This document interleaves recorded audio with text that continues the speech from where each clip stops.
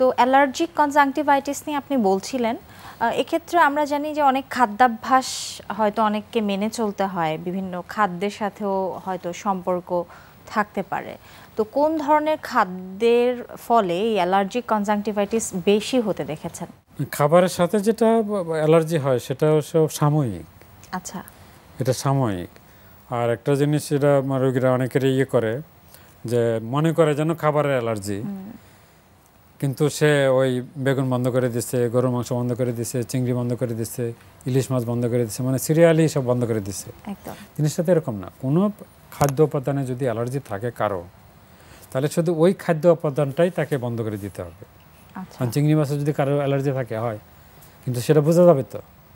চিংড়ি খাওয়ার সাথে সাথেই পরের দিন দেখা গেলো যে বা 2-3 ঘন্টা পরেই তার অ্যালার্জি হচ্ছে। এটা সবার জন্য আসলে একই রকম না, এটা ইন্ডিভিজুয়ালি আলাদা আলাদা খাদ্যে আলাদা আলাদা অ্যালার্জেন থাকতে পারে।